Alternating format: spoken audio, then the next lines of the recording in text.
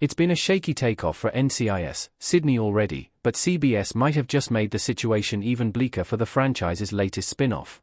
Already, Sydney feels pretty far removed, with little chance that anything in the NCIS Season 22 finale might finally lead to the spin-off's first crossover with the rest of the franchise. But, while it would be fun to see the NCIS Sydney cast crossover with the flagship, the Australian spin-off has thus far been its own thing with only minimal references to the franchise at large. Thanks to one recent CBS business decision, that might wind up remaining the case heading into NCIS Sydney Season 3.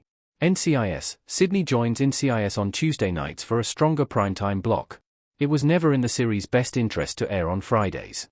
Running on Fridays was never the best move for NCIS Sydney, placing it in what's referred to as the death slot because not enough people are home watching TV to promise ratings.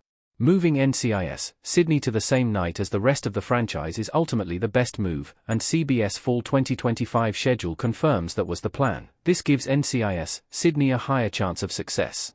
Although it's far from being labelled one of the best cop shows on TV, the Australian NCIS spin-off has a unique enough cast and overall hook to justify a better time slot than Friday night. Airing alongside more successful franchise spin-offs, it has a better chance of reaching the audience it needs. Of course, NCIS Sydney still needs to carve its own path to success. Despite boasting a unique cast and location, Sydney's 10-episode seasons with over-reliance on unresolved plot lines have held it back from reaching the success of its more engaging sister shows. But this seemingly ideal scheduling change presents an even greater problem for the spin-off than its other issues. NCIS Sydney's new time slot directly pits it against High Potential. There are few shows worse to compete against right now. Morgan, Ounce, Daphne, and Karadec looking at Selena up close in High Potential Season 1, Episode 11. Moving NCIS Sydney to the same night as the rest of the franchise was a wise move in a vacuum, but ABC's Fall 2025 schedule creates the problem that NCIS' least popular franchise will now share a time slot with ABC's breakaway hit High Potential.